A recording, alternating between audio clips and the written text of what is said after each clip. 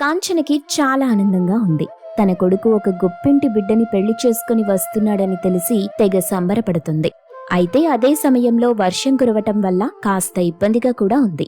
ఇంతలో అక్కడికి పెద్ద కొడలు రమ్య వచ్చి, అత్తయ్య, ఇల్లంతా వర్షపు నీరే.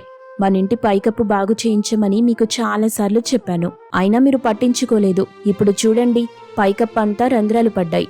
ఆ రంధ్రాల గుండా వర్షపు నీరు ఇంట్లోకొస్తుంది. ఇంట్లో ఉందామన్నా అవటం లేదు.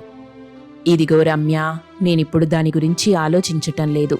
అదే మీ మరిది రమణ ఉన్నాడు కదా, వాడు వెళ్తూ వెళ్తూ నాకొక విషయం చెప్పి వెళ్ళాడు. ఎవరో గొప్పింటమ్మాయిని ప్రేమించాడంట. పెళ్లి చేసుకుని ఇంటికి తీసుకొస్తానన్నాడు.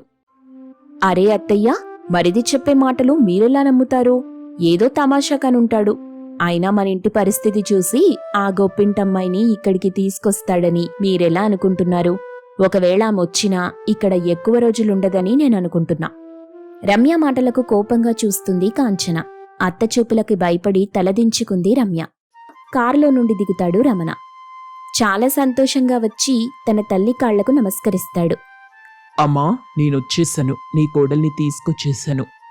సరేగాని కోడలెక్కడ్రా?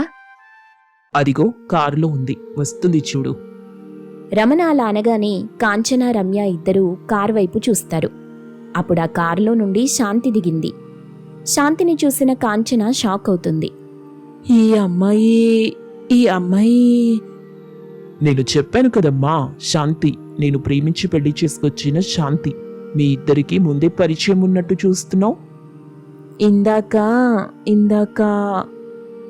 ఇందాకేమైందమ్మా? కాంచన తన కొడుకు రమణకి ఏదో చెప్పాలని చూస్తుంటే శాంతి కల్పించుకొని, ఇందాక ఏం చేశానో చూసావు కదా.